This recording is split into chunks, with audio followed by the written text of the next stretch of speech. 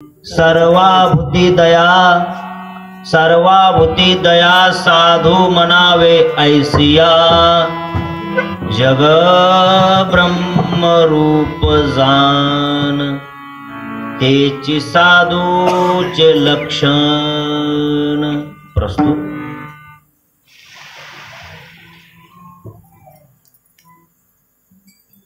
प्राप्त रूपी प्राप्त प्रसंगी कीर्तन रूपी सेवेकरिता निवडलेला अभंग या विश्वामधील महान वैष्णव संत श्रेष्ठ शांती ब्रह्म श्री संत एकनाथ महाराज यांचा चार चरणाचा साधूच्या दयेचं महात्म्य सांगणारा अभंग आहे। विठाला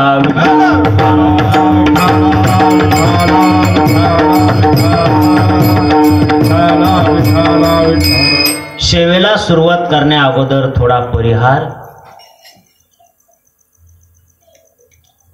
गेली सतत 8 वर्षापासून चालत असलेला अखंड हरिनाम सप्ताह व श्रीमद भागवत महापुराण यज्ञ सोहळा या पावन नगरीमध्ये सुरुवात आहे आणि खरोखर त्या लोकांचं किंवा त्या जीवांचं भाग्य आहे ज्या जीवाकडून या यज्ञामध्ये प्रत्येक स्वरूपामध्ये सहकार्य होत असेल। कुणाचं अन्नदानात होत असेल, कुणाचं द्रव्यदानात होत असेल, कुणाचं सहकार्यात होत असेल। इथं येणे, चटया टाकणे, झाडून काढणे, जी सेवा भेटेल ती सेवा करणे हे म्हणजे आपल्या पुण्याची कमाई आहे। विठाला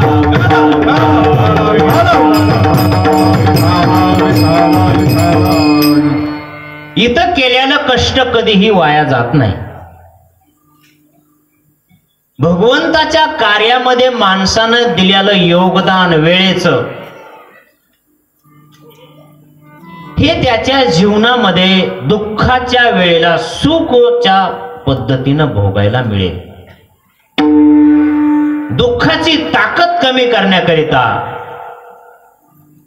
या पुण्याच्या ठिकाणी, या सप्त्याच्या ठिकाणी दिलेला वेळ, त्या वेळेचं पुण्य ते त्यावेळी उपयोगाला येत असतं। मग सप्त्यामध्ये चटया टाकल्या असतील, उष्ट पात्रवाळे उचलले असतील, कुणा भांडे घासले असतील, कुणा स्वयंपाक केला असेल, ही कामं साधी नाही। भगवान श्रीकृष्णाने धर्मराजाच्या घरी राजसू नावाचा यज्ञ झाला। शेवटच्या दिवशी श्रीमद भागवत महापुराणामध्ये ती कथा येईल आणि त्या यज्ञामध्ये प्रत्येकाला काम वाटून दिली, पण कृष्णानं स्वतःहून एक काम वाटून घेतलं आणि ते म्हणजे जेवण झाल्याच्या नंतर जी ऋषीमुनी उठून गेली त्यांची उष्टी पात्रवाळी उचलण्याचं। विठाला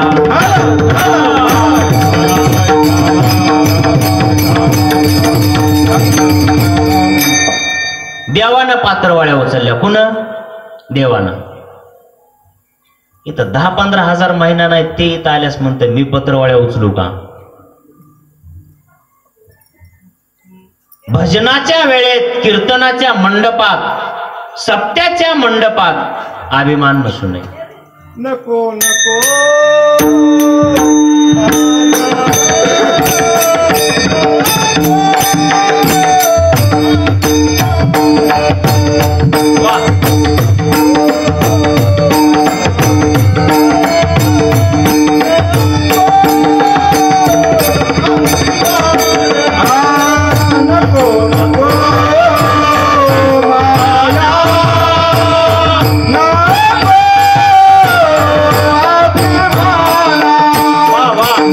नको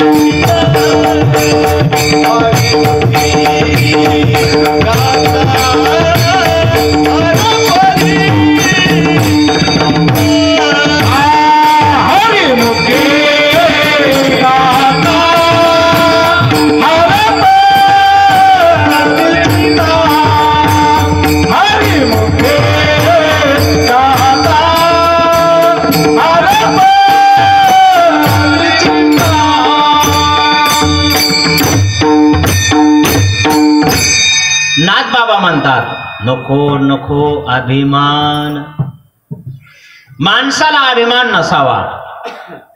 आणि म्हणून या ठिकाणी कीर्तन ऐकण्याकरिता जे श्रोते मंडळी आले असतील, जे घरी बसून ऐकत असतील, ते सुद्धा धन्य आहेत. आणि इथं आलेले त्यांच्यापेक्षा 10 पटीनं धन्य आहेत. कारण या ठिकाणी आलेल्या व्यक्तीच्या वेळेची नोंद यमराजाकडे होत नाही. यमधर्म सांगे दूता, तुम्हा येते नाही सत्ता. इथं बसलेल्या माणसाच्या वेळेचं लिखाण होत नाही. मग 3 तास जर इथं बसले तर ह्या 3 तासाची बेरीज आपल्या जीवनात 3 तास वाढल्या जातात. मग कदाचित दुःखाच्या प्रसंगामधून बरेच लोक म्हणतात त्याचं काहीतरी आयुष्य शिल्लक आहे म्हणून वाचला. तो वाचला नाही, त्यानं जीवनामध्ये काहीतरी वेळ भगवंताच्या नामचिंतनाकरिता दिला किंवा पूर्वजन्मामध्ये दिला असेल, म्हणून त्याला ते पुढचं आयुष्य दिलं. विठाला विठाला.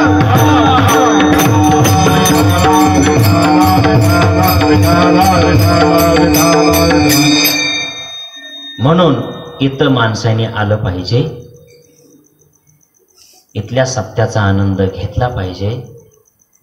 योगायोगानं आमचे लिंबाजी महाराज यांची नकळतपणे संपर्क झाला आणि आज इथं या ठिकाणी सर्वांच्या भेटीचा आणि इथं कीर्तन सेवा करण्याचा योग आला. तसं सर्वांसाठी महाराज नवीन आहे. नाव जरी आळंदी असलं तरी मूळ गाव परळीच आहे. आपल्या आजूबाजूचंच गाव आहे, त्यामुळं लांबलला महाराज नाही. आणि विशेष या ठिकाणी इथून राहिलेल्या दिवसामध्ये ज्यांना कुणाला काही कुठल्याही स्वरूपामध्ये सहकार्य करण्याची इच्छा असेल, हे वैयक्तिक मी माझ्या मतानं सांगतो. ज्यांना कुणाला खरोखर काही करण्याची इच्छा असेल त्यांनी सरळ हातानं कुठल्याही स्वरूपात अन्नदान असेल, द्रव्यदान असेल, वस्त्रदान असेल, जे काही दान करू वाटेल ते सरळ हाताने करा. विठाला विठाला.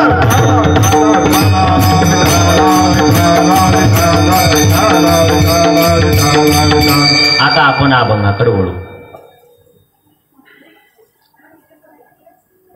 पैठणचे मालक म्हणतात सर्वाभूती दया, साधू मनावे ऐसिया. नाथबाबा म्हणतात या विश्वात नेमकं साधू म्हणायचं कोणाला, साधू म्हणायचं कोणाला, हा सगळ्यात मोठा पडलेला प्रश्न. विज्ञान युगाला सुद्धा पडलेला आणि आध्यात्मिक युगाला सुद्धा पडलेला प्रश्न, हे साधू म्हणायचं कोणाला. कलियुगामध्ये साधू भरपूर आहेत. आमच्यासारखे महाराज तर भरपूर झाले. अंगा लावून या राख, डोळे झापून करती पार, असे महाराज आले. किंवा भगवे वस्त्र घालून, भगवे वस्त्र घालून स्वतःला साधू. भगवान झाला नामे, भगवा झाला नामे, भगवा झाला नामे, अंतरी भगवा झाला नामे, अंतरी क्रोध क्रोध. कामे किती. भगवे वस्त्र घालून स्वतःला साधू म्हणायला लागले. ह्या विश्वामध्ये बरेचसे लोक असे आहेत ज्यांनी साधूचा वेश धारण केला पण साधू होऊ शकले नाहीत. विठाला विठाला.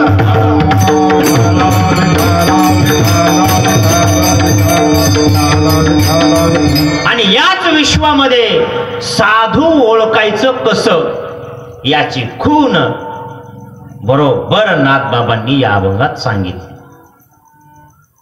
साधूच्या अंतःकरणात दया असली पाहिजे. तशी साधूची लक्षणं तर अनेक आहेत, पण या अभंगात नाथबाबा फक्त दयेच्या लक्षणाचं वर्णन करतात. ती साधूच्या अंतःकरणात दया कितपत असली पाहिजे. सामान्य माणसाच्या अंतःकरणात दया आहे. ह्या विश्वामध्ये दयेत जर श्रेष्ठ कोणी असेल ती आहे आई. आई एवढी माया या विश्वात दुसरा कुठलाच व्यक्ती करू शकत नाही. पण ती आई सुद्धा दयेत कमी आहे. साधू जी दया करतात ती दया आई सुद्धा करू शकत नाही. कारण आईपाशी सुद्धा भेदभाव आहे. म्हणून दयेच्या पात्रामध्ये आई सुद्धा श्रेष्ठ नाही. मग साधूच का श्रेष्ठ? मग शास्त्रकर्त्याने सांगितलेलं आहे मातृदेव भव पितृदेव भव. मग शास्त्र सांगतंय माय आणि बाप देव आहेत आणि देवा समान आहेत.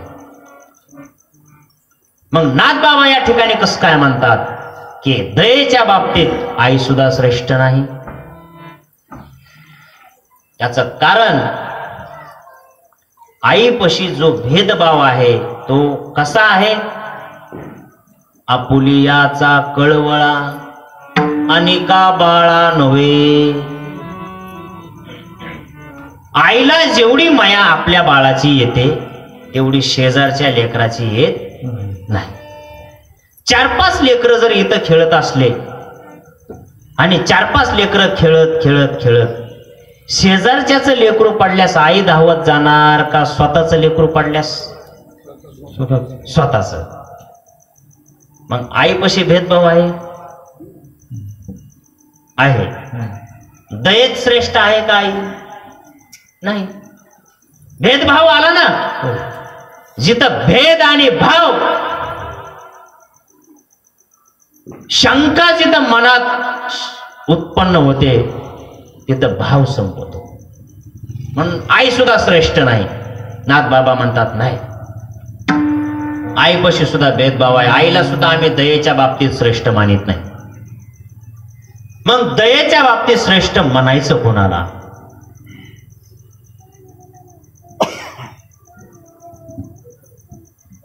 तर या पृथ्वी तलावर साधूच्या अंतःकरणात किती दया आहे हे पाहण्याची परीक्षा भगवान शंकराने घ्यायची ठरवली. शंकरजीला कळालं की नाथबाबांनी एक अभंग लिहून ठेवला, सर्वाभूती दया. ज्याच्या अंतःकरणात दया श्रेष्ठ आहे अशाच लोकांना साधू म्हणायचं, अन्यथा म्हणायचं नाही. असं नाथबाबांचा अभंग शंकरजीच्या कानावर पडला आणि शंकरजी म्हणले मी स्वतः परीक्षा घेणार.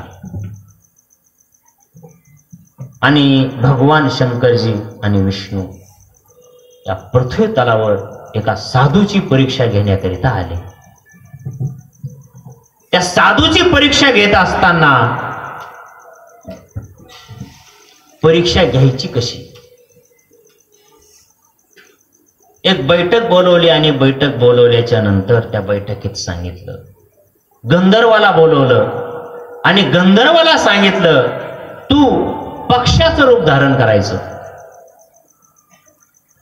तुम्ही 2 गंधर्वांनी पक्षाचं रूप धारण करायचं आणि मी सांगतो त्या पद्धतीनं वागायचं. आता गंधर्व नौकराचं काम आहे मालकाचं ऐकणं. मालक सांगल त्या पद्धतीनं विठाला विठाला विठाला विठाला.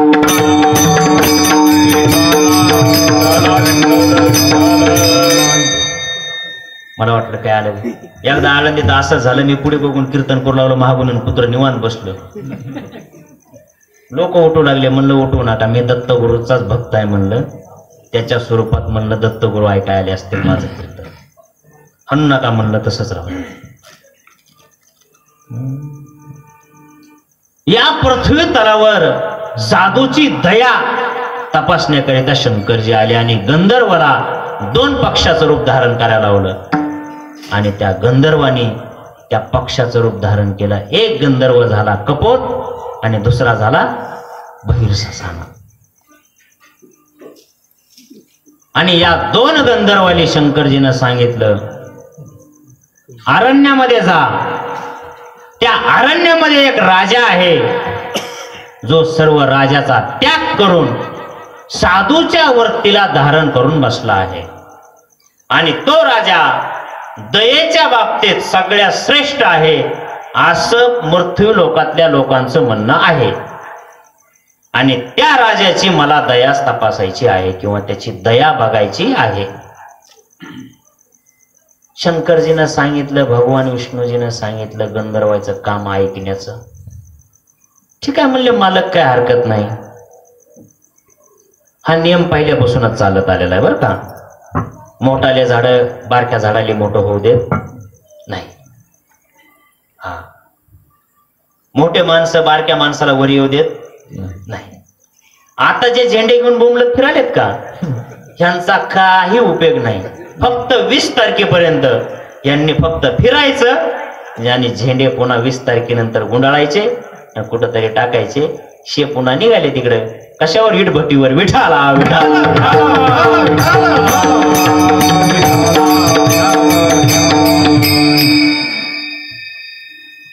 मोठाल्या माणसाच्या नादी गरीब माणसानं लागू नये. बरं, कोणत्या मोठ्या माणसाच्या नादी लागावं? ज्याच्यापाशी देण्यासारखं आहे त्याला शरण जावं. मग तो आपल्यापेक्षा ज्ञानी असला पाहिजे. धनवान कधीच कुणाला धन देत नसतो. हा पूर्वीपासून चालत आलेला नियम आहे. आणि जरी त्यानं दिलं तरी ते त्याला तिथपर्यंतच दाबून ठेवतो जिथपर्यंत तो मर्यादित आहे. तसं हे गंधर्व देवानी असे बरोबर दाबून ठेवलेले आहेत. मग ह्या दोन गंधर्वाली अरण्यात पाठवलं आणि अरण्यात पाठवल्याच्या नंतर भगवान शंकरजी आणि विष्णू अरण्यात येऊन थांबले. आणि हा कपोत नावाचा पक्षी अरण्यातून राजाच्या झोपडीकडे जाऊ लागला. आणि हा भैर ससाना त्या पक्षाच्या मागे लागला. हा भैर ससाना त्या कपोत नावाच्या पक्षाला खाण्याकरिता त्याच्या पाठलाग करत असताना तो कपोत नावाचा पक्षी राजाला शरण गेला आणि राजाला जाऊन सांगितलं, राजा मला वाचव. काही लोकांना पक्षाची भाषा कळते, तशी त्या राजाला पक्षाची वाणी कळत होती. आणि राजाला शरण गेल्याच्या नंतर राजानं सांगितलं, काळजी करू नको, ये, तू माझ्या शरणागतीमध्ये आला आहेस ना, तुझ्या प्राणाला भीती नाही. आणि तो कपोत नावाचा पक्षी राजाला शरण गेला आणि पाठीमागून भैरसासाना आला. आता पाठीमागून भैरसासाना आल्याबरोबर राजानं विचारलं, ए कोण आहेस तू? मालक मी भैरसासाना. बर, का गरीबाला त्रास देतोस? दुखण्यापेक्षा दुखण्याचं सोंग करणारे माणसं जास्त नखरे करतात बरं का. दुखण्यापेक्षा सोंग करणारे माणसं जास्त नखरे करतात. तसं हेच दुखत होतं का? खरं नाही, हेच सोंग होतं, पण हे जास्त नखरे होते. ते कपोत नावाचा पक्षी तर एवढा थर थर थर थर थर कापू लागला. राजाला वाटलं आता खातोच का काय की. पण राजानं सांगितलं, ए माग सर, तो पक्षी माझ्या शरणागतीमध्ये आलेला आहे आणि त्याला मारण्याचा तुला अधिकार नाही. ते भैर ससाना बेले चॅप्टर होता. ते म्हणला, राजा तुम्ही राजा आहोत म्हणून लय दमदाटी करू नका. 15 दिवस झालं पोटात माझ्या अन्न नाही आणि ह्या पक्षाला खाल्ल्याशिवाय मी शांत बसणार नाही. राजानं सांगितलं, तसं तुला करता येणार नाही. आणि जर तू ह्या पक्षाला खाल्लंस तर ह्याच्या मृत्यूचं पाप माझ्या डोक्यावर येईल.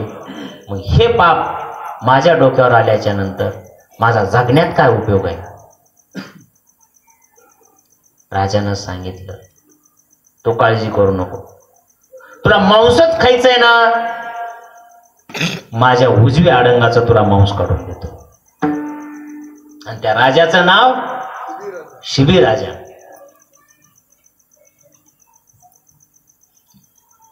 आणि असं वाटू देऊ नका की महाराजाने कुठल्या तरी पुस्तकातली कथा सांगितली. पुस्तकातली नाही बरं का, ही ग्रंथातलीच कथा आहे. श्रीमद भागवत महापुराणामधली आहे.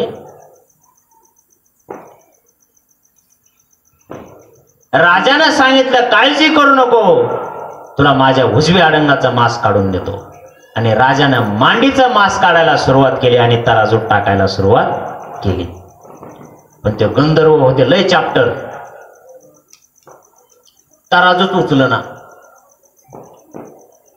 एका तराजूमध्ये कपोत आणि एका तराजूमध्ये कपोत ठेवला आणि दुसऱ्या तराजूमध्ये आपल्या शरीराचं मांस काढून टाकायला सुरुवात केली. आणि बहिर ससाना बसून बघतोय सगळं. आणि भगवान शंकरजी आणि विष्णू एका झाडाच्या आड उभा राहून हे सर्व पाहतात.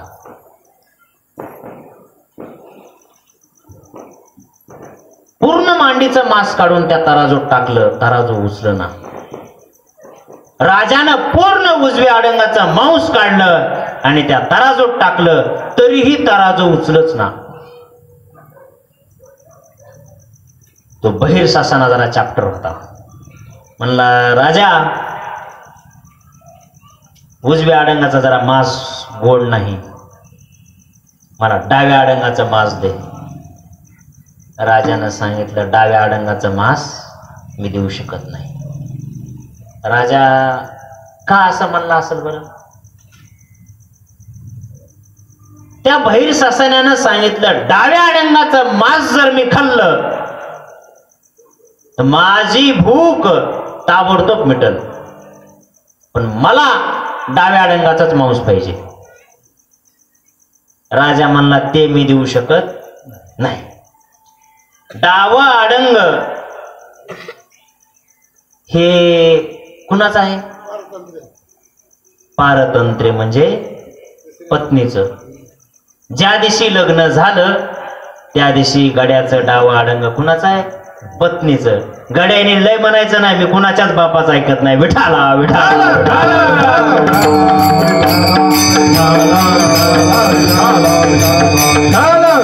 तेव्हापासून ते चालत आलंय. गड्याचं अर्ध पुण्य बाईला आहे, बाईचं पुण्य गड्याला नाही. हा, तिकडलं पुण्य इकडे नाही बरं का, इकडलं पुण्य तिकडं आहे. अर्ध आडंग बी तिकडे आहे आणि पुण्य बी तिकडे आहे. पण ते पुण्य कधी भेटते बायकोला माहितीये? जर एखादी माता माऊली घरी बसलेली असेल आणि जर नवरा कामावून आला, नवऱ्यानं सांगितलं, ए पाणी आण बरं, तिनं जर मधून सांगितलं 5 मिनिटं दम निघा नाही का, पुण्य भेटणार नाही. मग तुम्ही खुश व्हायची गरज नाही. फक्त एवढा जरी शब्द बोलला, 1% नाही, एका टक्क्यातला 0 सुद्धा पुण्य भेटत नाही. मग पुण्य कोणत्या स्त्रीला भेटते ते बी सांगतो ना मी. अर्धावट सांगून कसं जमल? इलाज पूर्ण झाला पाहिजे. जर नवरा कामावून येण्याची वेळ आहे 4 आणि एखाद्या पत्नीनं 4 वाजता बरोबर आपले मालक येणार आहेत, आल्या बरोबर तांब्यात पाणी, मालक पाणी घ्या. मालकानं पाणी बिणी घेतलं, तोंड बिन धुतलं, चोळणं हे केला, लगेच टावेल तोंड पुसायला. मालक चहा तयार आहे. खुर्चीवर बसायच्या अगोदर चहाचा कप. एवढी जर सेवा नवऱ्याची केली तर 100% अर्ध पुण्य भेटल्याशिवाय राहत नाही. पण महिला मंडळ एवढी जर सेवा गड्याची केली, शी नीट राहणार नाहीत. विठाला विठाला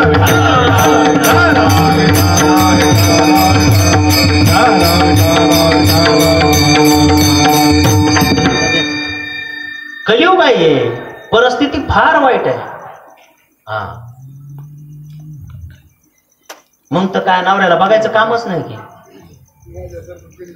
या एवढी सेवा मानल्यास. पण महाराज या कलियुगामध्ये काही स्त्रिया अशा आहेत फक्त या भारत देशातल्याच, अन्य देशातल्या नाही, भारत देशातल्या, ज्यांच्यामुळं हा हिंदू धर्म टिकून आहे. त्या स्त्रीची ताकद किती आहे? तुका मने पतिव्रता, तुका मने पतिव्रता, किती देवावरी सत्ता, किती देवावरी सत्ता, किती देवावरी सत्ता. तुका मने पतिव्रता, किती देवावरी सत्ता, किती देवावरी सत्ता, किती देवावरी सत्ता. तुका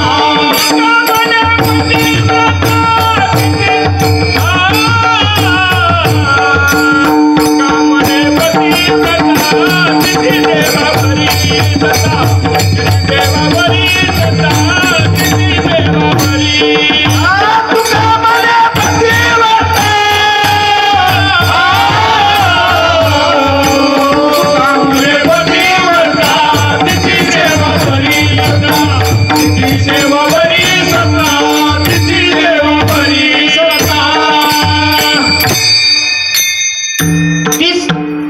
श्रेष्ठ आहे जी पतिव्रता धर्माचं पालन करते.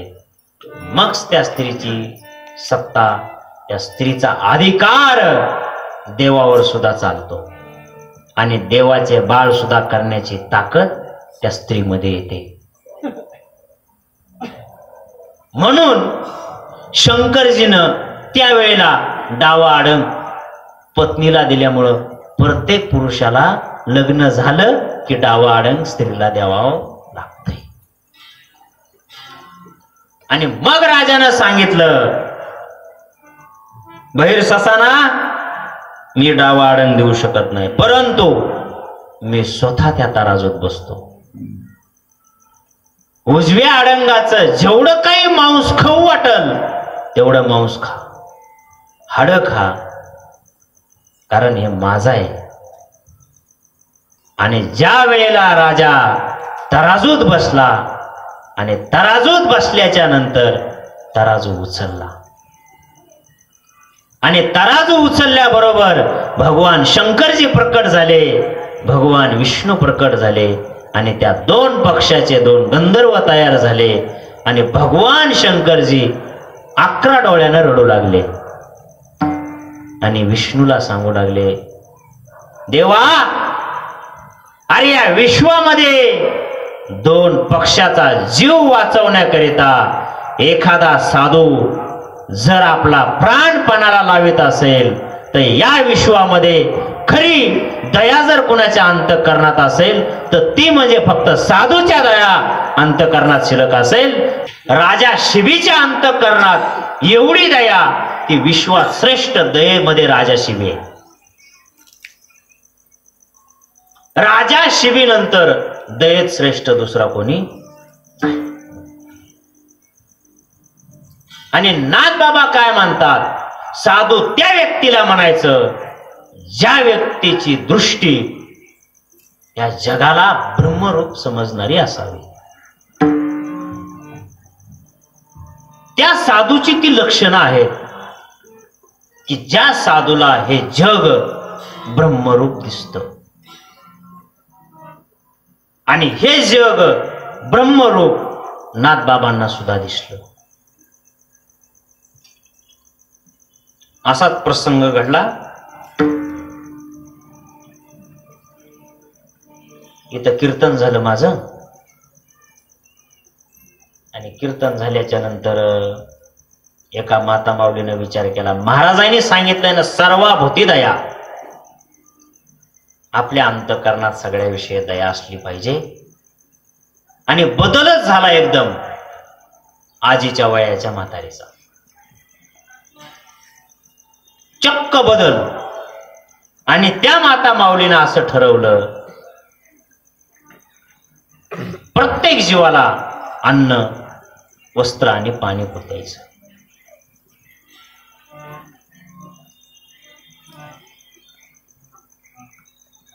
एका गावामध्ये पूर्वीच्या काळी गावामध्ये काही ठराविक लोक असायचे ज्यांना लोक पाटील म्हणायचे किंवा मालक म्हणायचे, की ज्यांच्याकडे जमीन जुमला संपत्ती सर्व गडगंज असायचं. आणि त्या जमीनदाराची पत्नी त्या माता माऊलीच्या अंतःकरणात एवढी दया, या दारावर कुत्र जरी आलं तरी त्याला भाकर द्यायची. एखादा तहानलेला असेल त्याला ताबडतोब पाणी, एवढी दया त्या माता माऊलीच्या अंतःकरणात, एवढी दया. आणि एक दिवशी प्रसंग असा घडला, दुपारी 12ची वेळ, शेतामध्ये आवत चालू होते आणि गड्याच्या दुपारच्या जेवणाच्या भाकरी घेऊन जायचं काम पूर्वीचं घरातल्या मालकीनीचं असायचं. बाबा जुना काळ आहे तो. त्या मालकीनीचं काम. झोपू नका बरं का कीर्तनात. 1 वाजेपर्यंत कीर्तन सोडित नाही. माझ्या कीर्तनात झोपल्या विठाला विठाला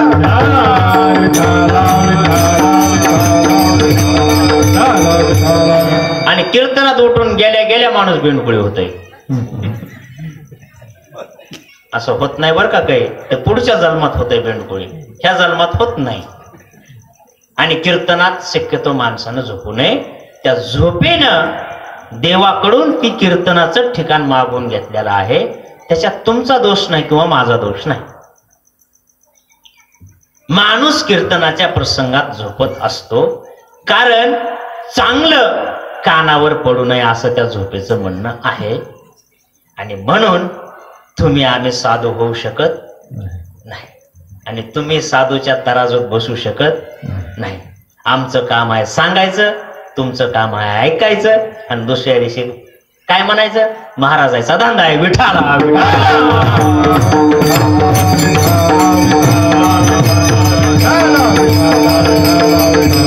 आम्ही आतापर्यंत किती कीर्तन सांगितले. तुम्ही आमच्यासारखे असे किती महाराज नेऊन घातले. कुठं गावाला तरी बदल झाला. मोठमोठे सप्ते झाले. महाराज बंगले बांधून 50-50 लाखाच्या गाड्या घेऊन फिरायले, तरी आपल्यात बदल नाही. मग एवढी मी दया सांगून तुमच्यात बदल होणार आहे का? नाही. विठाला विठाला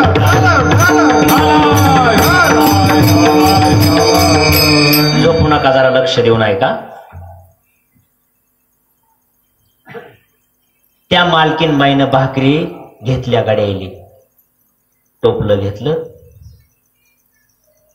आता बऱ्याच ठिकाणी टोपलं कळत नाही बरं का. ते बारामती, नाशिक, नगर तिकडे गेलं की कुठं पातेलं घमेलं असलं सांगावं लागतंय. त्याच्यामुळे मी आधी विचारतो टोपलं कळतंय का? हा, आपला भाग आहे सगळा. त्या बारामतीला तसं झालं. टोपलं म्हणल्यास ते लोक माझ्याकडे बघायला लागले. मी पुन्हा माईक मध्ये विचारलं टोपलं नाही, पातेलं म्हणा, पातेलं किंवा ते घमेलं, अशा प्रकार आहेत ते वेगवेगळे. असू द्या. त्या टोपल्यामध्ये त्या मालकीनं 5-6 गाड्याच्या भाकरी ठेवल्या आणि ते टोपलं डोक्यावर घेतलं आणि गावातून जात असताना त्या गावामध्ये मारुतीचं मंदिर होतं. प्रत्येक गावात मारुतीचं मंदिर असतंय. आणि त्या मंदिरापासून जात असताना त्या दिवशी त्या मंदिरामध्ये 3 संन्यासी आले. ते संन्यासी त्या मंदिरात आले. दुपारचा वेळ बसलेले, सकाळपासून त्यांना अन्न भेटलेलं नव्हतं. उपाशी संन्यासी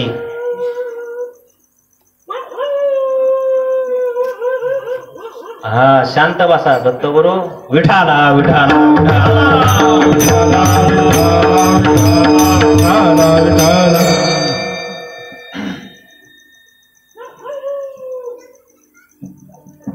त्या माता माऊलीनं त्या मंदिरापासून जात असताना साधून सहज विचारलं, माय.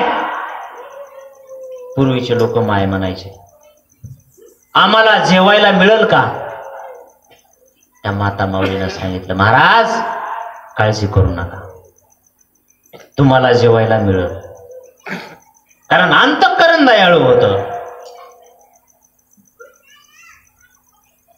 जेवायला मिळेल आणि म्हणून त्या माता माऊलीनं त्या 3 संन्याशाली घरी आणलं जेवण करण्याकरिता.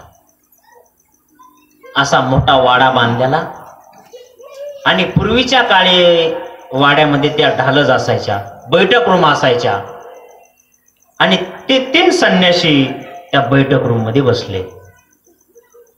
आणि तिथं बसल्याच्या नंतर सगळ्यात लवकर होणारा स्वयंपाक म्हणजे शेवयाचा भात. शेवळ्याचा भात, त्याला बोटोळ्याचा भात म्हणतात. आणि सगळ्यात जास्त जवायला आवडत आहे काय? बोटोळ्याचा भात. आणि त्या भातावर दूध, तूप, साखर एवढं जर टाकलेलं असलं तर जवाई किती आनंदानं खायलो. हा, आणि जर सासूला सर्दी झालेली असली, विठाला विठाला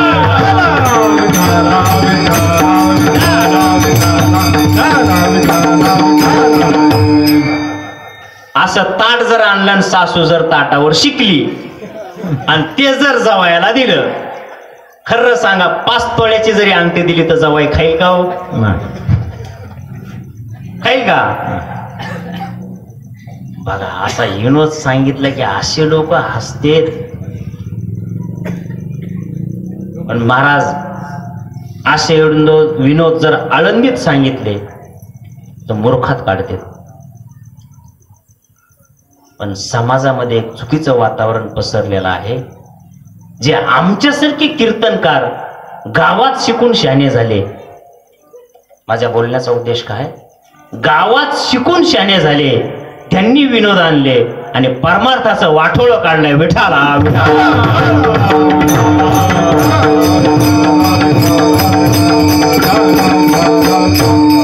कीर्तनकारानं फक्त आणि फक्त शास्त्रयुक्त बोलावं, अभंगाला धरून बोलावं, अन्यथा कीर्तनाला उभा टाकू नये.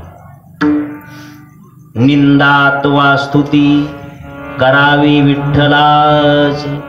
वाईट बोलायचं असेल तर देवाविषयी बोला, चांगलं बोलायचं असेल तर देवाविषयीच बोला, अन्यथा कीर्तन करण्याच्या भानगडीत पडू नका.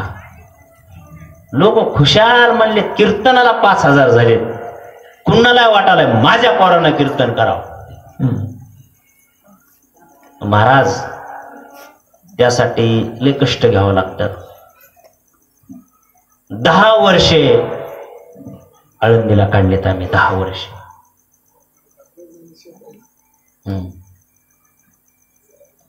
माझ्यापेक्षा जे अगोदरचे महाराज होते ना, हे जे शर्ट आहेत ना असे, हे शर्ट मी दुसऱ्या महाराजाचे घालून आळंदी दिवस काढलेले. विठाला विठाला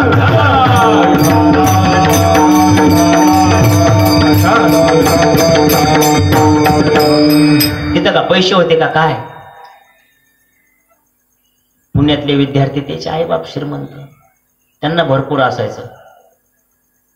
असे दिवस माधवगिरीचं अन्न खाल्ल्याशिवाय ज्ञान नाही. आळंदीत राहणाराला पहिली आठ, माधवगिरीचं अन्न खाल्ल्याशिवाय ज्ञान नाही. आणि ते अन्न खाऊन प्राप्त झालेलं ज्ञान त्या विश्वात कधी व्यर्थ नाही. विठाला विठाला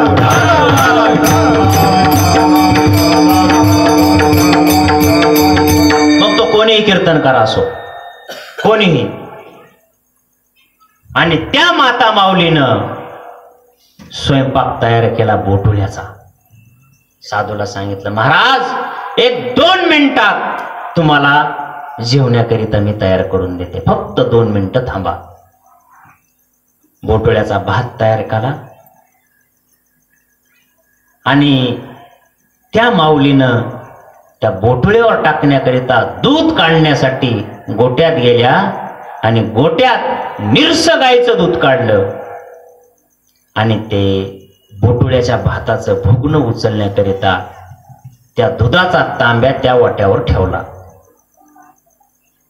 आणि त्या वाट्यावर ठेवल्याच्या नंतर ते भाताचं भोगणं आणलं, ताट मांडले, त्या ताटामध्ये भात टाकला. पण योगायोग असा घडला, त्या वाड्याहून एक घार गेली आणि घारीच्या तोंडात होता साप. ए पोरं ग बसा. त्या घारीच्या तोंडात साप होता, अगदी विषारी साप. आणि ती घार उडता उडता उडता उडता त्या सापाचं तोंड फिरलं. आणि सापाचं तोंड फिरलं की सापाच्या तोंडातून 2 विषाचे थेंब त्या दुधात येऊन पडले.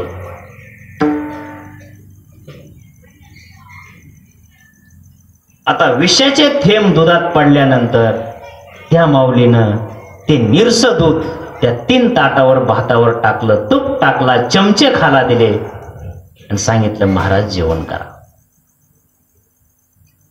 साधूला वाटलं सकाळपासून अन्न भेटलं नाही, काय माता माऊली उदार अंतकरणाची आहे. गरम स्वयंपाक दिला आणि त्या साधूने भूक लागल्यामुळं ते भात गडबडीनं खाल्ला. पण योगायोग असा झाला, भात खाणं ढेकर देणं साधू जाग्यावर तिन्ही बी मिले. तिन्ही साधू जाग्यावर मेले. साधू टाकायचे कुठं? आणि ती माऊली मग रडू लागली, हे माझ्याकडून असं घडलं का? हे पाप माझ्याकडून कस काय घडलं असेल? परंतु ही जर गोष्ट बाहेर सांगावी, हे साधू जर बाहेर न्यावे तर लोक म्हणतील ह्याच बाईनं साधू मारून टाकले. ते तिन्ही साधू घरातच पुरले. मग गावोगाव गावोगाव एक 2-4 म्हातारे असतात, ज्या म्हाताऱ्याला काहीच काम नसतंय. स्वतःच्या लेकाचं आणि सुनाचंही जमू देत नाही, तिथंही भांडण लावून देतात. अशा ह्या म्हाताऱ्या कुठल्या आहेत? ह्या कैकईच्या कुळातल्या. तिथून इथं आल्या बरोबर. आणि अशा ह्या 2-4 निवडक म्हाताऱ्या, ह्यांना सकाळी सकाळी उठल्या बरोबर एकच काम, तोंड धुणे आणि दुसऱ्याच्या घरचा पहिला चहा पिणे. आणि ज्याचा पहिला चहा प्याला त्याच्या घरात भांडण पेटलं. विठाला विठाला.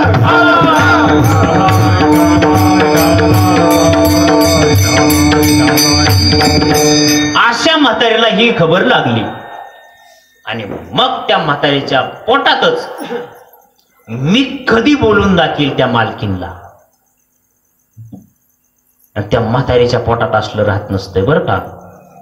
भांडण पेटायची जर गोष्ट एखादी म्हातारीला कळाली तर तिला वाटतंय मी कधी शेजारणीला जाऊन सांगल आणि कधी भांडण पेटल. पण ह्या साधूचं मेलेलं पाप त्या माऊलीच्या डोक्यावर टाकायचं का? नाही. कारण त्या माता माऊलीच्या डोक्यावर त्या 3 साधूचं पाप टाकताच येणार नाही. का? तर तिनं माझं कीर्तन ऐकलेलं होतं, सर्वाभूती दया. तिचं पक्क म्हणणं होतं की महाराजांनी सांगितलंय प्रत्येक जीवाविषयी अंतःकरणात दया असली पाहिजे.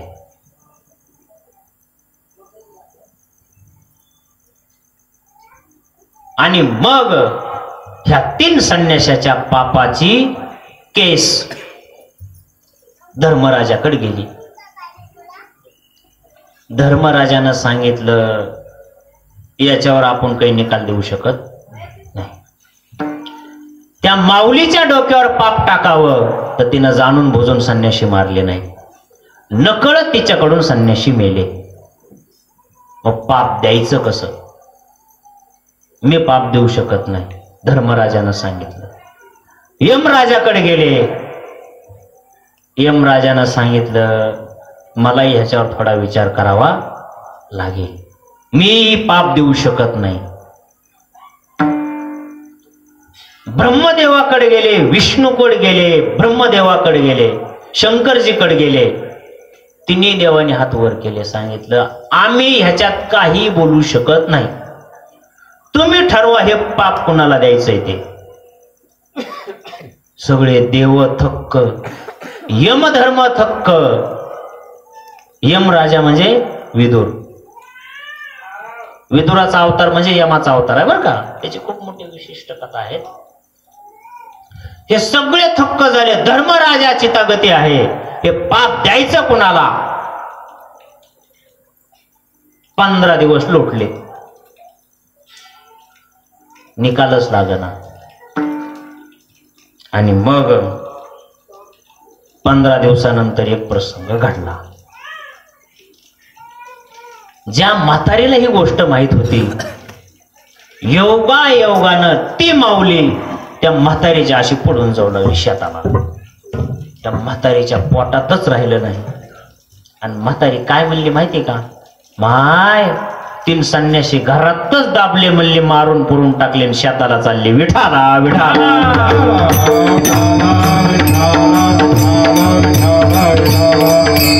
कशाला दयेचं आव्हान म्हणली तिनं,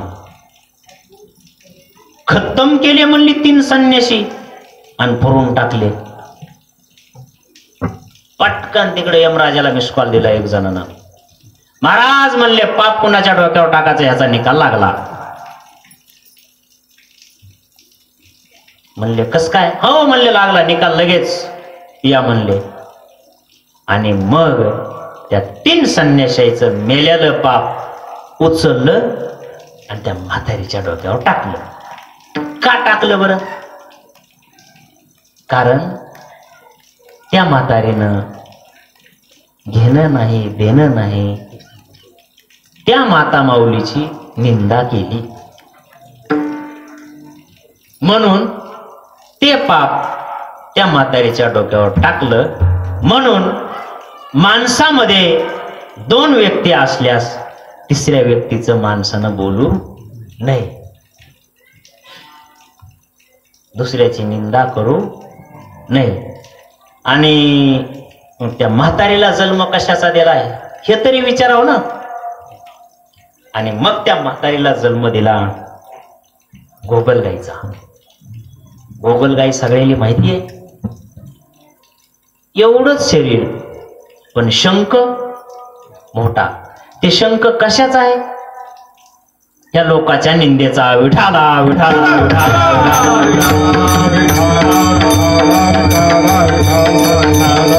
त्यामुळं निंदा ही संताची, साधूची, चांगल्या जीवाची निंदा करू नये. त्याचे पाप हे आपल्याला भोगावेच लागतात. आणि म्हणून ज्याच्या अंतःकरणामध्ये सर्वाविषयी समदृष्टी आहे अशाच व्यक्तीला साधू म्हणायचं असतं. अभंगाचं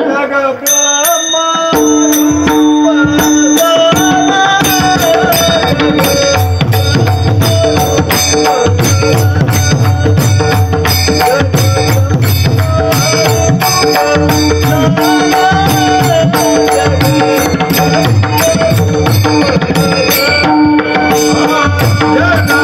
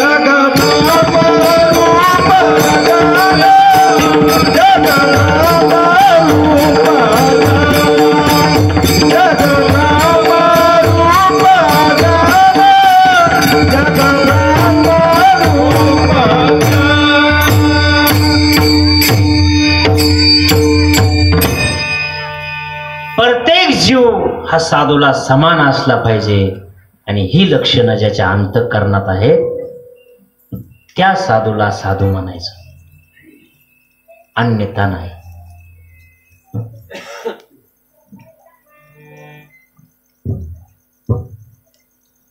आणि नाथ बाबा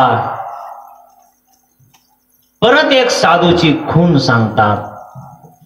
त्या साधूची दृष्टी सर्वांसाठी समान असली पाहिजे, प्रत्येकासाठी समान. आणि एक वेळेला असा प्रसंग घडला, या देवांनी साधूची दृष्टी तपासण्याकरिता या पृथ्वी तलावर आले की साधूची दृष्टी कशी आहे.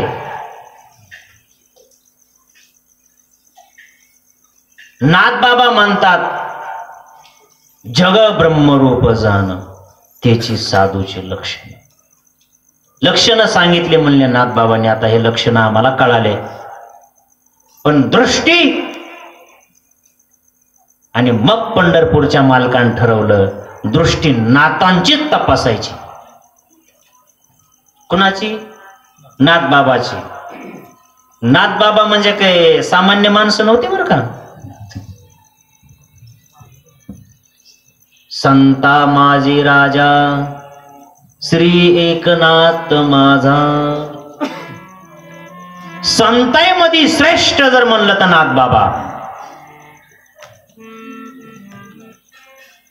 नाथ बाबा किती श्रीमंत होते. नाथ बाबाकडे घोडं होतं का, त्या घोड्याला ठोकायची जी मेक असती का ती सोन्याची होती, 12.5 किलोची सोन्याची मेक. इथं गरांबर भेट नाही, तिथं घोड्याली बांधाय मेकी होत्या सोन्याच्या. पण नाथ बाबा किती श्रीमंत असतील.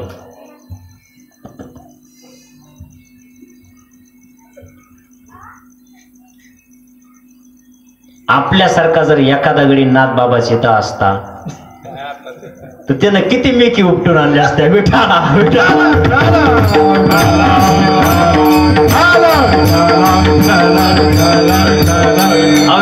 एखाद्यानं गोट्यामध्ये जर चांगल्या लाकडाची मेक ठोकली तर ती उपटून घेऊन चाललेत लोक. तुमच्या इकडे कसं आहे माहित नाही, पण आमच्या इकडे लय असले लोक आहेत. खुरप जरी पडलं चलत चलत घेऊन जातात असे लोक. पण नाथ बाबांकडे कुठल्याच गोष्टीची कमतरता नव्हती. सर्व गोष्टी नाथ बाबाकडं, संपत्ती, धन, मान, सन्मान, प्रत्येक गोष्ट परिपूर्ण. म्हणून संतात राजा नाथ बाबा. आणि त्याच नाथाची दृष्टी तपासण्याकरिता पंढरपूरचे मालक पैठणला आले. आणि नाथ बाबा काशीचा अभिषेक केला. आणि काशीचा अभिषेक केल्याच्या नंतर काशीचं तीर्थ घेतलं रामेश्वरला अभिषेक करायला. रामेश्वरला अभिषेक करायचा म्हणले काशीचं पाणी घेऊन. आपल्या इकडे बरेच शहाणे म्हणतात काशीला जाऊन एकदा तरी यावं, काशीला जाऊन एकदा तरी यावं. काशीचे नियम माहिती आहे? नियम असा आहे, काशीला गेलेल्या परत येऊच नाही. काशीला गेलेल्या माणसानं परत येऊ नये. तिकडेच मराव गळ्यात दगड बांधून विठाला विठाला.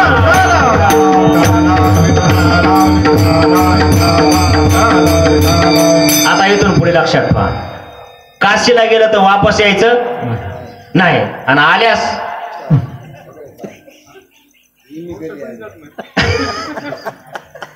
काशीला जर कोणी गेला आणि वापस आला तर मग कसं करायचं?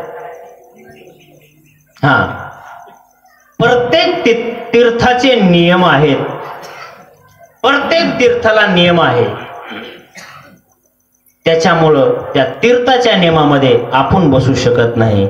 म्हणून ठाईच बैसोनी करा एक चित्त. इथंच बसून भजन करा, कीर्तन करा, हरिपाठ करा. उग म्हातारपणाला बोंबलत फिरू नका इकडून तिकडून तिकडून इकडं. कुठं पाय घसरून पडला, हात पाय मोडला, उग सासरू आपलं सुनाला लेकरा बाळाला मोकळा ताप. बरं याष्ट्या फुकट केल्यात, पुन्हा तापच होऊन बसला किंवा सगळा विठाला विठाला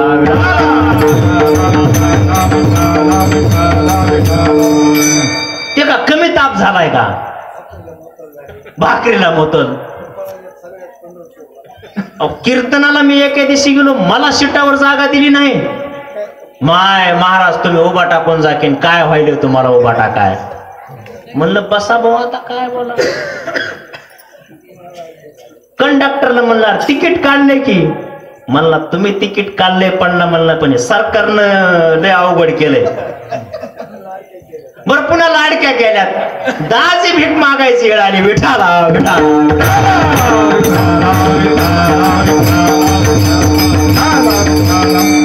पण सगळ्या लाडक्याचा लाभ प्रत्येकाला भेटला, पण मीच मोकळा राहिलोय.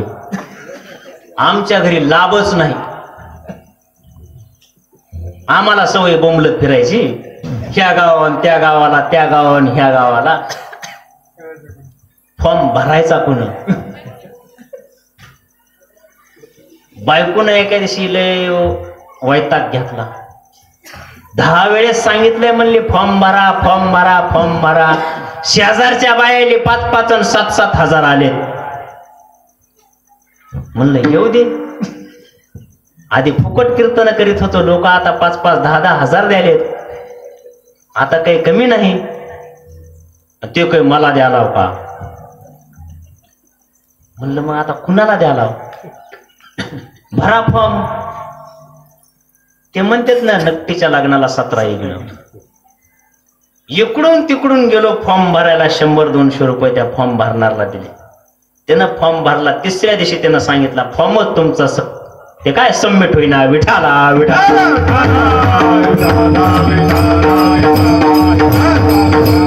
बरं घरी येऊन सांगा आमची भाकर बंद आहे की.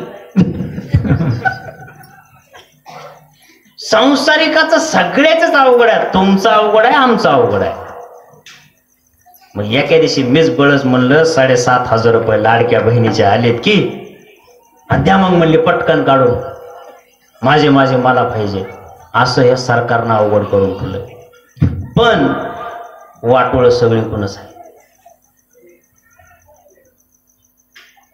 असो आपल्याला राजकारणावरून घेणं देणं नाही. मामाने विषय लईच काढला म्हणून थोडा मुद्दा सांगितला. बरं थोड्या हसावंच लागल हो, हसल्याशिवाय नाही. हसावंच लागल, नाही तर 1 वाजेपर्यंत कसे बसतील. कीर्तन 1 पस्तोर करायचंय ना आपल्याला. मला काही जायला लांब नाही आणि आपल्याला कोणी धरीत नाही. त्याच्यामुळे 1 पर्यंत हे माणसं बसले पाहिजे. ह्या हिशोबाने आपल्याला कीर्तन करायचंय. आणि असेच माणसं पहाट काकड्याला बसवायचे. सकाळी चहा पाणी तुम्ही घ्यायचा. तुम्ही तुमच्या घरला ना आम्ही आमच्या घरला. विठाला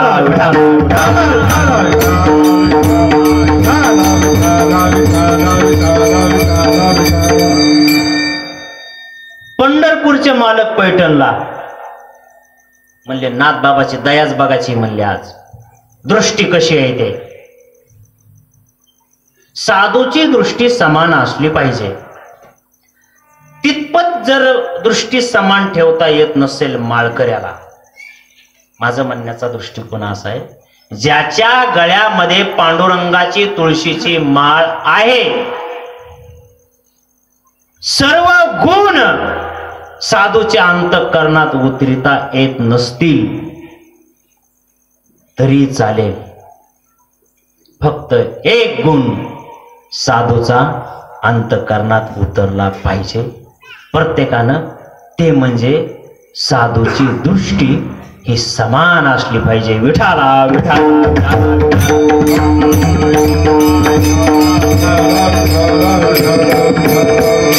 साधूची म्हणजे आपली सगळ्याची. ज्याच्या गळ्यात माळ त्याची दृष्टी समान. परस्त्री माते समान, नरवर कृष्णा समान. त्या साधूला, त्या वारकऱ्याला परस्त्री माते समान असली पाहिजे आणि परपुरुष कृष्णा समान असला पाहिजे. एवढी जरी दृष्टी वारकऱ्यानं आणि माळकऱ्यानं म्हणण्यापेक्षा सगळ्यांनी जरी ठेवली तरी तो माणूस साधू झाल्याशिवाय राहत नाही. विठाला विठाला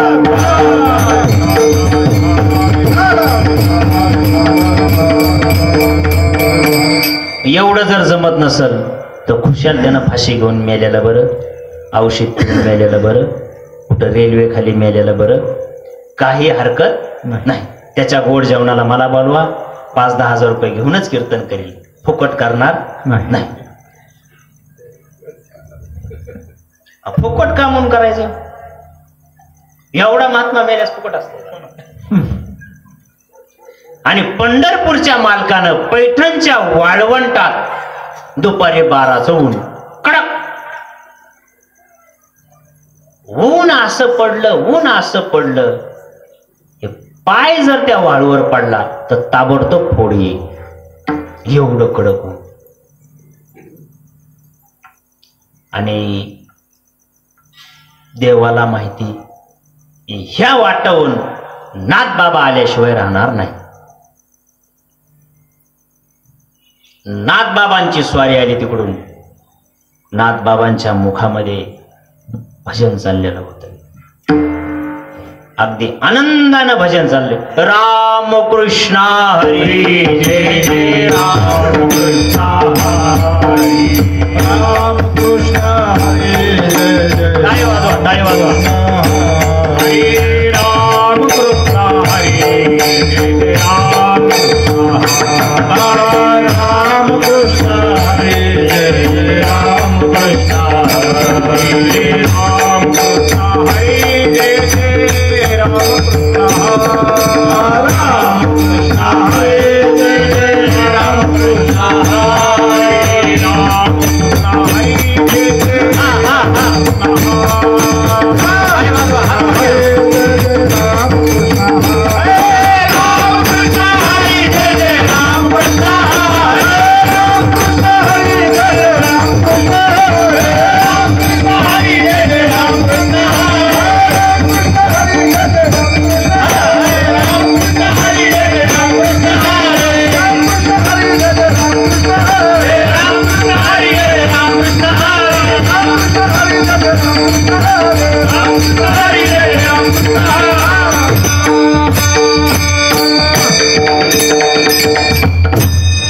एवढ्या आनंदात नाथबाबांचं भजन. आणि असे टाळकरी संघ पैठणचे पंडित, त्या काळातले अभ्यासू पंडित. जसं कीर्तनकारासाठी आळंदी श्रेष्ठ आहे, त्या काळाला पैठण श्रेष्ठ. कालच आलो तिकडून जाऊन त्या नेवाशाला कीर्तन होतं रात्री. श्रेष्ठ त्या नेवाशा माऊली मंदिरातला तर बाबा असा बसूनच होता. मला अगोदर एक जणांना सांगितलं, म्हणले महाराज ते जे म्हातारा बसलंय म्हणले मंदिराचं, कीर्तनकार थोडा इकडं तिकडे बोलला उठून सांगतो, ए बंद कर.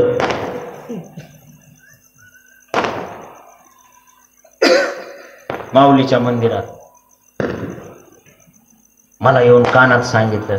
तेली मी आपला असला पाकर खात्या दिसलो, तेली वाटलं हे आपलं कुठं म्हशी माग महाराज झालंय की.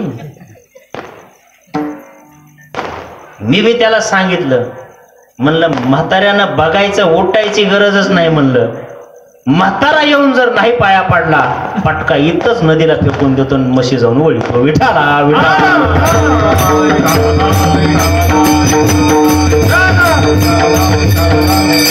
कीर्तन झाल्यास कंप्लीट 20 ते 25 मिनिटं म्हातारा गा पाहण्यात बसला.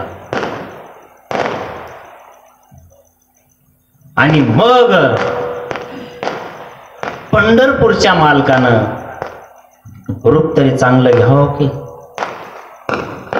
रूप घेतलं कुणाचं? गाढवाचं. गाढव उखंड्यात लोळत आहे, कुठेही लोळत आहे. देवानं लई विचित्र रूप घेतली बर का. हा चोखोबा रायाच्या त्या पत्नीचं बाळातपणच केलं. चोखोबाची बाई वा.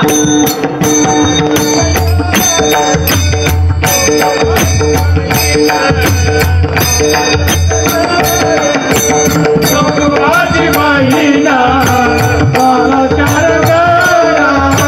चोखोबाची बहिणा झाला शारंगारा. झाला शारंगारा. चोखोबाची बहिणा झाला शारंगारा. चोखोबाची बहिणा झाला शारंगारा.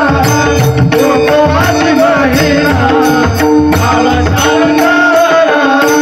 वहिनी उघडा दार आगवारी. वहिनी उघडा दार आगवारी. चोखोबाची बहिणा झाला शारंगारा.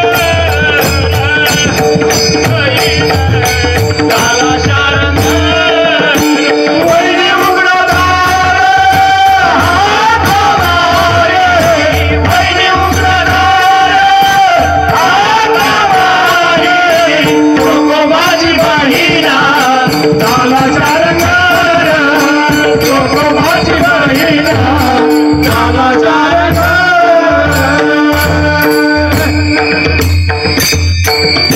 बहीणच झाला देव. कुणाची? चोखोबाची. आणि जर तेवढ्यात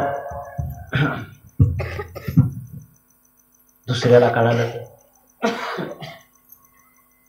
पण ह्याच लिखाण ग्रंथकर्त्यांनी तंतोतंत घेतलं. एक झालेला प्रसंग सांगतो. नेवाशाला माऊलीच्या मंदिरात तिथल्या त्या बाबाने सांगितला, बंडा तात्या कराडकर, नाही बंडा तात्या कराडकर नाही, आपले जे केंद्रे महाराज आहेत ना, केंद्रे महाराजांनी एक वक्तव्य केलं नेवाशाच्या ज्ञानेश्वरी मंदिरात की माऊलीला मस्जिद बोलली. आता बरेच कीर्तनकार बी सांगतात माऊलीला मस्जिद बोलली. त्या बाबानं कीर्तनात केंद्रीय महाराजाच्या जवळ जाऊन सांगितलं, परमान दे आणि मस्जिदीचं बोलणं सांग.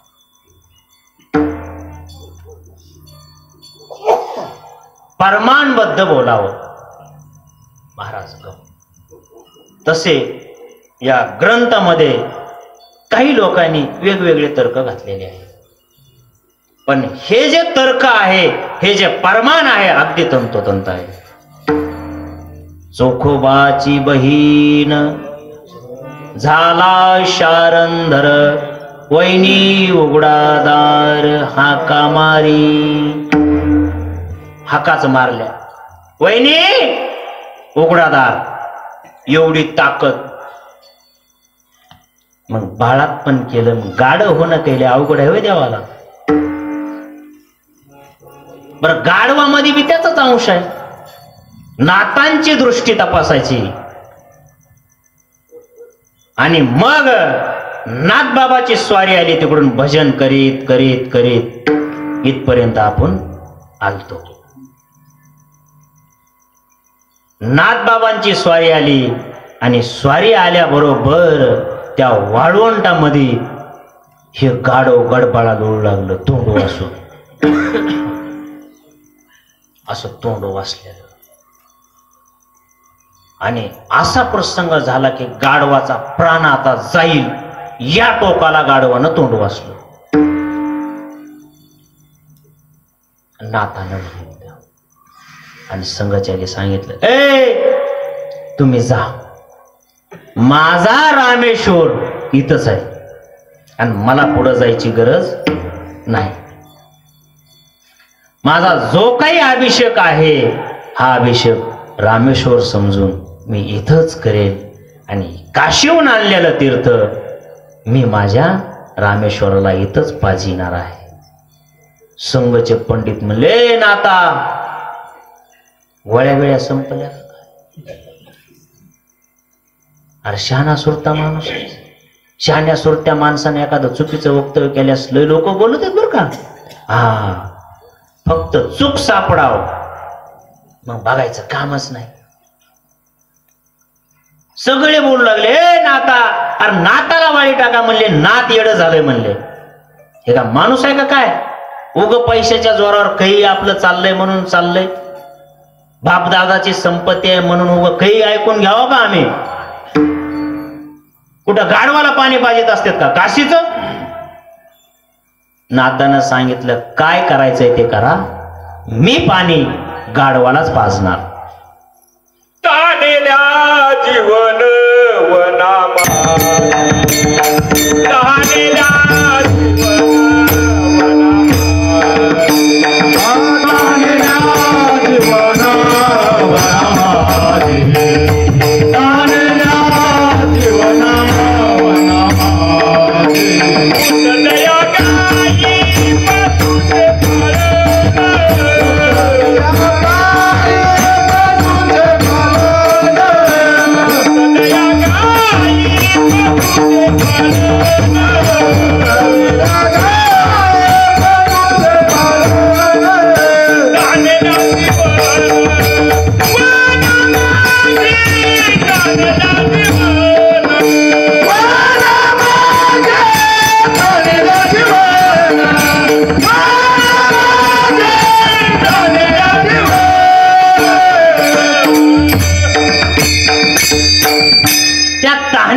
जीवाला पाणी पाजण्याकरिता साधूची धडपड. आणि नाथांनी त्या कावडीतलं पाणी घेतलं आणि त्या गाढवाच्या तोंडात ओतलं. गाढवाच्या तोंडात ज्या वेळेला पाणी ओतलं त्यावेळेला भक्ताच्या हातानं पाणी पित असताना भगवंताला एवढा आनंद झाला आणि भगवंत तृप्त झाले आणि त्या गाढवाच्या स्वरूपातून देव प्रकट झाले. आणि देव प्रकट झाल्याच्या नंतर नाथ बाबाला म्हणू लागले, नाता तुझ्या अभंगात सांगितलंस ना, काय सांगितलं ते अभंगाचं तिसरं चरण? सर्वभूती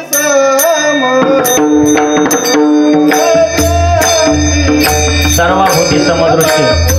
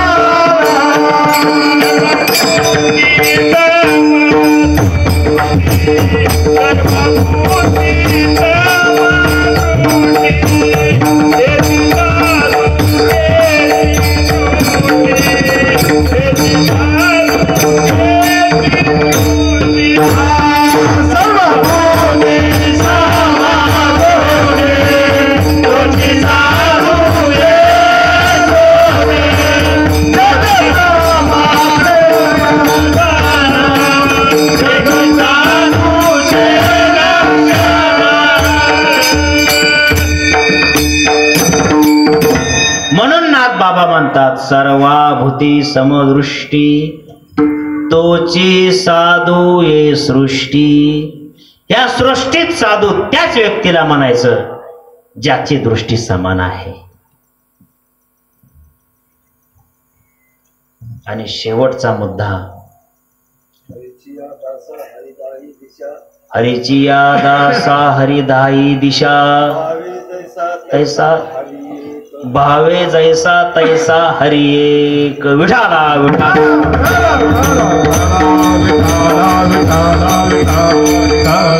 नाथबाबांच्या हरिपाठात फार सुंदर चरण आहे. हरीची या दासा हरिदाई दिशा. हरीच्या दासाला प्रत्येक दिशाला समान असलं पाहिजे. त्या 10 दिशा, 10 दिशा कोणत्या आहेत? 1 2 3 4, 1 2 3 4, 8 9 आणि 10. आलं लक्षात? नुसते असे बोट काढाले. 10 दिशा समान आहेत आणि ह्या 10 दिशेला फक्त भगवंतच साधूला दिसतो. म्हणून म्हणतात सर्वाभूती समदृष्टी. मग एवढे गुण आतापर्यंत मी जे सांगितले, एवढे गुण ज्या साधूच्या अंतःकरणात आले त्याच साधूला साधू म्हणायचं. आणि एवढं प्राप्त झाल्याच्या नंतर तो साधू साधू टोकाला प्राप्त होत असतो. आणि नित्य आत्महित, आत्महित म्हणजे प्रत्येक जीवाचं हित पाहणारा साधू म्हणजे आत्महित. आणि त्या साधूसाठी देव धडपडत असतो. देवाला सुद्धा शरण यावं लागतं. एक वेळा इंद्राचं अमृत नासलं. सगळ्यात श्रेष्ठ काय? अमृत. आणि ते समुद्र मंथन करून देवाईने 12 रत्न काढले. त्याच्यामध्ये बरेच प्रकार निघाले, पण अमृत सगळ्यात महत्वाचा. हे आता दारू पिणार आले नाहीत बरं का? नाही, अवघे मोठे महात्मे आहेत. दारू पिणार म्हणजे सगळ्यात मोठा महात्मा. हा, सगळ्यात मोठा. ते आजपासून नाही, त्या मंथनापासून आहे. दारू, वरुण नावाची दारू कुठून निघाली? वरुण नावाची दारू ती का आपल्या घरी तयार झाली का? विठाला विठाला.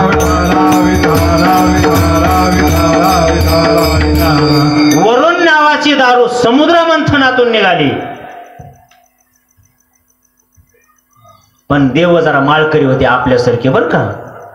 एवढा मण्याच्या माळी होत्या गळ्यात, बारीक बारीक नाही बर का, मोहरीवणी, चांगल्या लिंबावणी मण्याच्या माळी. दुमती करून म्हशीला हल्ली एक जणानं, म्हैसच मेली. विठाला विठाला.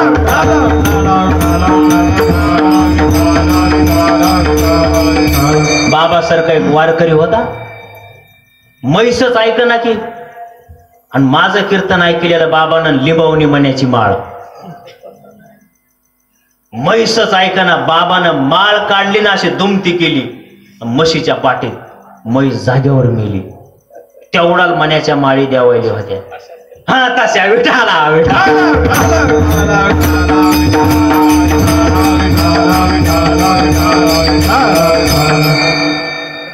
मग देव म्हणले हा नको नको नको नको, ते वरून तिकडच. राक्षस म्हणले माळी आमच्या गळ्यात नाहीत, येऊ द्या.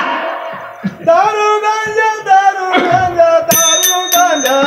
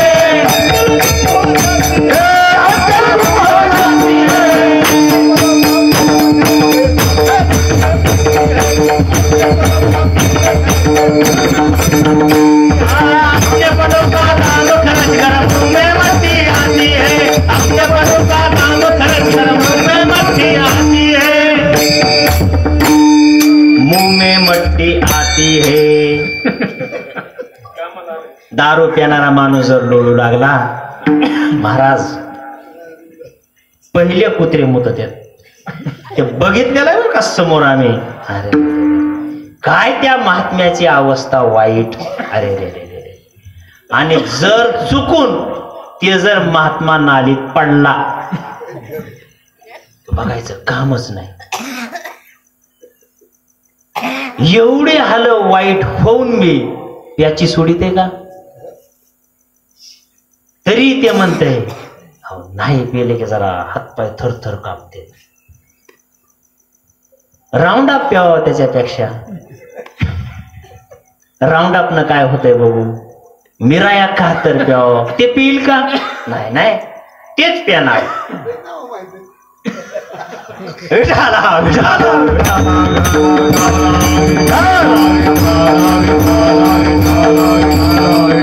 शेतात तानाला फवारा आणलेलं. मी बिले शेतकरी बहादर आहे की तूर पेरली तशी दोनदाच वावरात गेलो. शाबास. दोनदाच. पण शेजारी लय बहादर. त्या शेजाऱ्यानं सगळी तूर चारून टाकली आहे माझी. आता परत फुटानं फुटले. असू दे ते देव. आणि मग प्रत्येक गोष्ट समान असली पाहिजे. आणि ते समुद्र मंथनातून निघालेलं अमृत नासलं. ज्या अमृतासाठी एवढा खटापट देवाईने केला, ते अमृत पेल्याच्या नंतर माणूस आणि देव अमर होतात. जे देव अमृत पिऊन अमर झाले, ते अमृत नासलं. आता करायचं काय? इंद्राला कोडं पडलं. नारद महर्षीला बोलवलं, फोन केला, मिस कॉल केला. नारद मुनी या म्हणले बंगल्यावर. 10 मिनिटं बैठक घ्यायची. 20 तारखेला निकाल लावायचा आहे. आणि अमृत नासलंय, ताबडतोब त्याचा निकाल लागला पाहिजे. नारद मुनी लय भारी कार्य करता.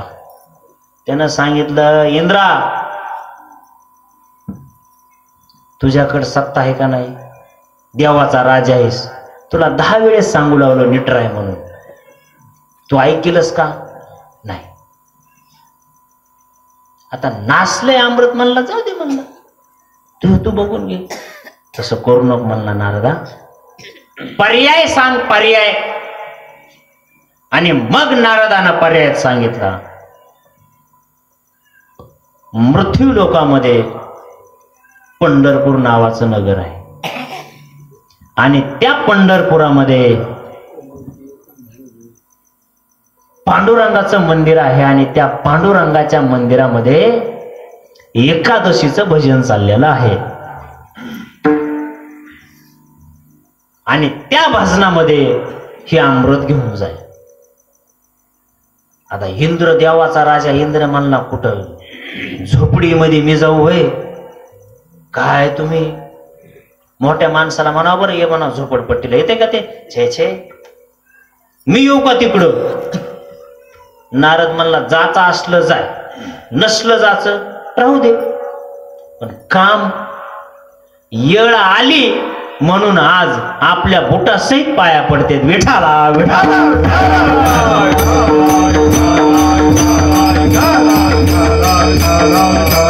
आज आपल्या बुटासहित पाया पडतेत का? येळ आली. तशी इंद्रावर येळ आली. इंद्र म्हणला, काय हरकत नाही, पंढरपुरात जातो, तिथली सगळी काय असेल ते पूजा करतो. ते अमृताचा कुंड इंद्र घेऊन मंदिरात आपल्या एका कडीला बसला कोपऱ्यात. आणि तिथं मग कीर्तन चाललेलं आहे नामदेव महाराजाचं. नामदेव महाराजाचं कीर्तन आनंदात सगळी संत मंडळी. कीर्तन झालं, जागर झाला आणि काकडा झाला. हे सगळे भजन इंद्रानं ऐकले. म्हणून आज सुद्धा आपल्याला हे सगळे भजन ऐकायचे. त्याच्याशिवाय कीर्तन सुटायचं नाही. राहू द्या, काही हरकत नाही. विठाला विठाला विठाला.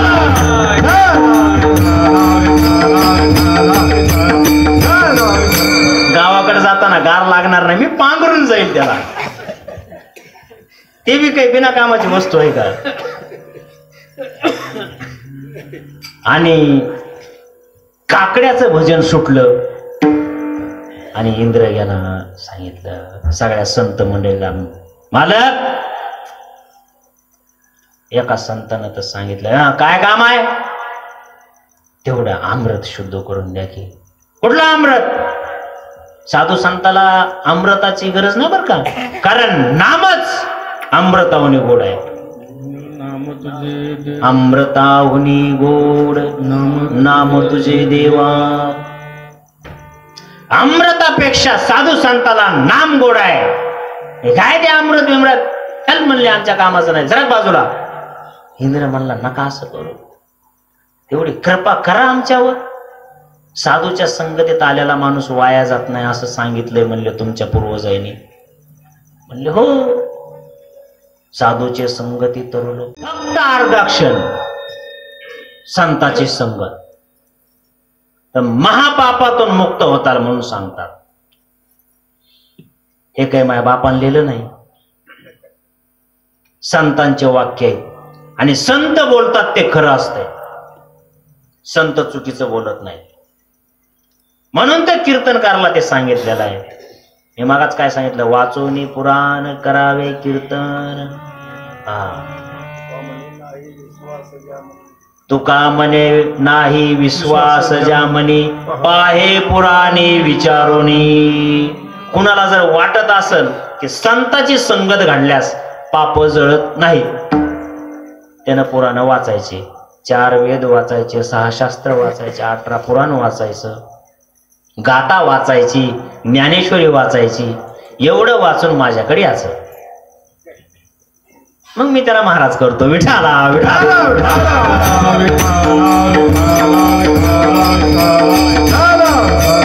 शास्त्र आणि पुराण सांगतंय संताची संगत फक्त क्षणभर. आणि म्हणून इंद्र माफी मागून, हे देव जे आहेत का नाही, संतापुढे दिन असतात बर का. दिन म्हणजे नम्र, नम्रच व्हावं लागतंय संतापाशी. जवळ कुणालाच करीत नाहीत ते. नम्र झाला भूता देणे कोंडियले अनंता. नम्र होऊन जावं लागतं, त्याच्याशिवाय पर्याय नाही. म्हणून ते इंद्र आपलं हातपाय जोडून, मालक एवढं अमृत शुद्ध करून द्या मालक. सावता बाबाने सांगितलं, करायचंय का? हो, चल म्हणले आमच्या महागा. सावता बाबाने सांगितलं. सावता बाबा बिले जरा नामदेव महाराज तर म्हणले, इकडे म्हणले इंद्र, इकडे हे पटका आणि उपरणं सांभाळ म्हणले. पटका सांभाळा इंद्राला ठेवलं महाराजाचा. ते पटका त्याच्या हातात, नामदेव महाराजाची पडशी काकत, पटका त्याच्यात आणि त्या अमृताचा कुंड हातात, आणि पुढे पांडुरंग आणि माग संताचा मेळा, आणि इंद्र त्याच्या पाठीमाग देव अमृताचा कुंड घेऊन. इंद्र म्हणलंय, काय चाललंय? बरं, चालले कुठं? मंगळवेड्याला. देवानं अगोदर सांगितलं होतं चोखा मेळ्याला, चोखा तुझ्या घरी द्वादशीचं एकादशीचं व्रत सोडण्यासाठी मी येणार आहे.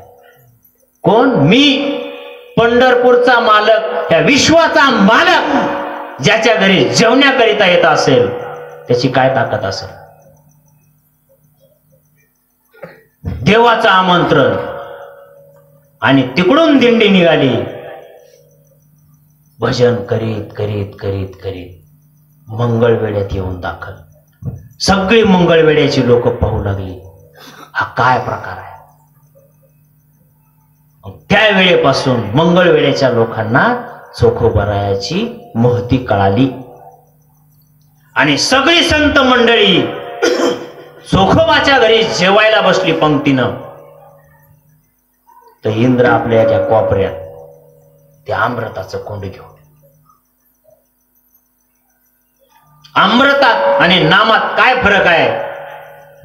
श्रीमद भागवत महापुराणामधला विषय आहे की कथा अमृतानं, कथा अमृत हे हरिनामाचं जे कथा अमृत आहे, या भगवंताच्या नामाचं जे कथा अमृत आहे, यानं पापाचा क्षय होतो आणि पुण्य वाढतं.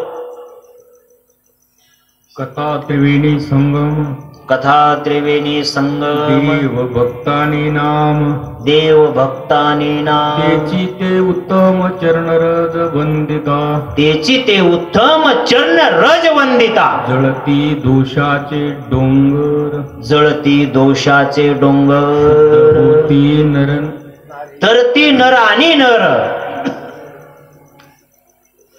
सगळ्या दोषाचे डोंगर त्यानं जळतात कथा अमृतानं. इथं जे तुम्ही ऐकता का नाही ते अमृतच आहे बरं का, पण ते कथा अमृत आहे.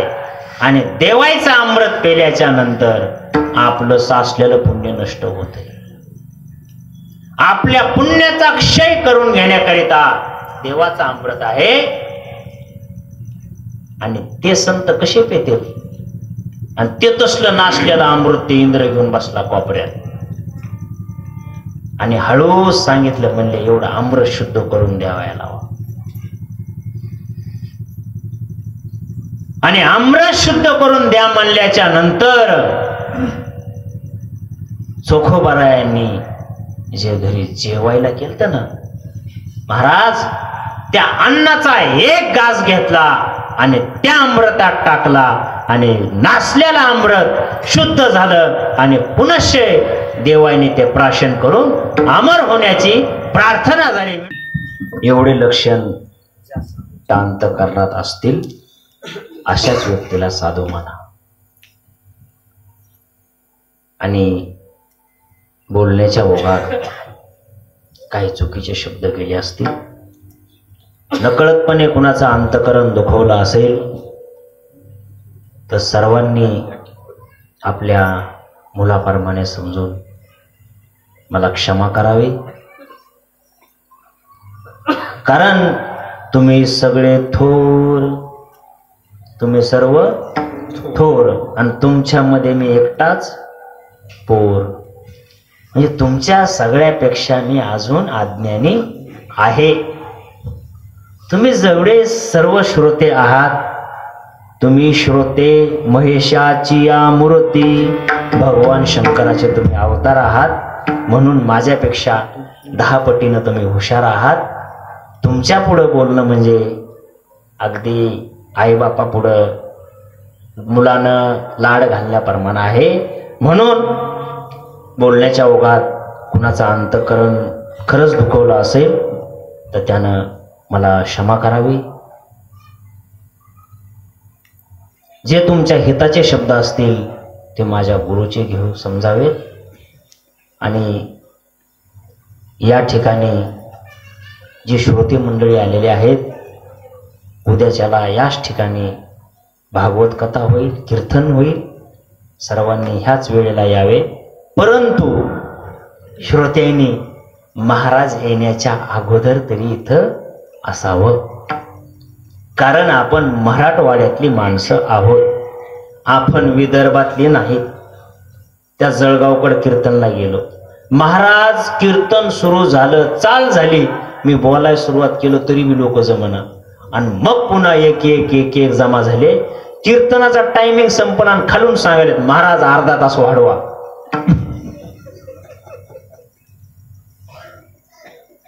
इथले सर्व मंडळी सुज्ञ आहेत, ज्ञानी आहेत. सर्वांनी चित्त देऊन ऐकलं, त्यामुळं सर्वांचा मी ऋणी आहे, आभारी आहे. आणि पुनश्च एकदा सर्वांची मी नतमस्तक होऊन माफी मागतो. अंतकरण दुखवलं असेल तर सर्वाभूती दया साधू मनावे ऐसिया, जग ब्रह्मरूप जाण, हेचे साधूचे लक्षण. सर्वाभूती समदृष्टी, सर्वाभूते समदृष्टी, तोची साधू ये सृष्टी. एका जनार्दनी संत नित्य साधे आत्महित. ज्याला हात असतील, नामदेव रायासारखे ज्याला हात असतील त्यांनी टाळी वाजवायची, आणि गोरोबा काका सारखे ज्यांना हात नसतील त्यांनी टाळी वाजवायची नाही. गोरोबा काका हात नसल्यामुळं रडले, कीर्तनात टाळी वाजवता येत नव्हती म्हणून. हात असून सुद्धा जर माणसं टाळी वाजत नसतील तर फार फार वाईट गोष्ट आहे. गोरोबा काका रडले हात नाहीत म्हणून. म्हणून सर्वांनी हात वर घ्यायचे आणि पुनश्च एकदा ज्ञानोबा माऊलींचं भजन करायचं. आता माऊलीचा समाधी सोहळा जवळ आलेला आहे. ज्ञानेश्वर